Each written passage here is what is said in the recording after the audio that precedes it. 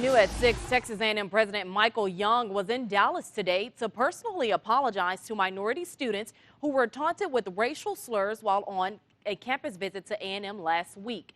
In an interview before heading back to College Station, President Young said, quote, "I am deeply sorry. These are precisely the kinds of kids we want at the university," end quote. On his visit to Uplift Hampton Prep, President Young was accompanied by the Chancellor of the A&M system, John Sharp, and the President of A&M Student Government. Together, they delivered thousands of letters from A&M students to the junior class at Uplift, apologizing for the incident. I am sorry, and I am deeply sorry, because these are precisely the kind of kids that we want at that university. In the incident, about 60 juniors from Uplift Hampton Preparatory were touring the campus when they were taunted by A&M students using the N-word. University police are still investigating the incident.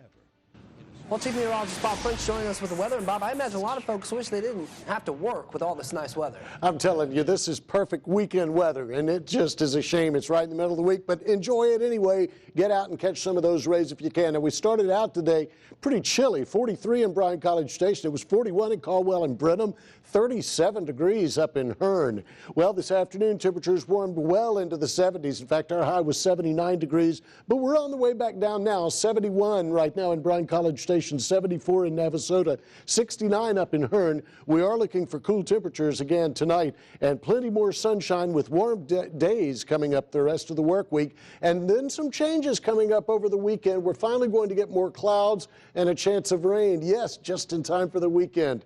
But we'll detail that with the rest of the forecast for you in just a few minutes. Thanks, Bob. And a special report tonight for many new mothers. One of the first questions they will face with their newborn is whether or not to breastfeed. KAGS HD News reporter Shada Nazarpour takes a look at the decision from both sides, beginning with the mom still nursing her 4-year-old. Violetta Reyna is on her 4th straight year of breastfeeding. Her 6-month-old Robert and 4-year-old Evelyn are both currently nursing. To see my child, she's super smart, she's super healthy. Anytime she does get sick, she gets over it so quickly, it doesn't affect her at all. Violetta and her family live right here in the Brazos Valley, and after doing their research, they chose to breastfeed their children.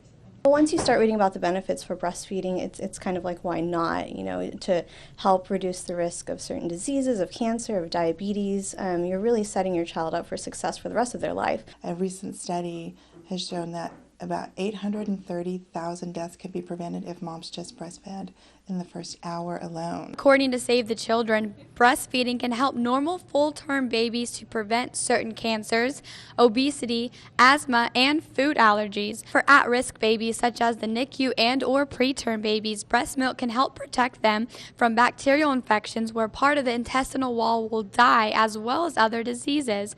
There are also several benefits for the mom. Breastfeeding burns anywhere from 500 to 700 calories a day for a mom just to make the milk.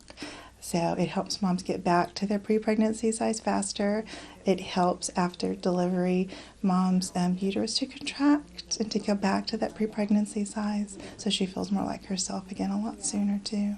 While the dad can't physically help with breastfeeding, it is important to have that support system. My husband is really great support. During the hospital, there were times where I was so out of it, but he remembered everything. You know, he read everything that I did. He remembered exactly what to do, what to look for, and so he was able to support me there. Violetta, her husband, and kids are the first pure family here in Texas. She and her family come and speak to others twice every month to help educate families on breastfeeding.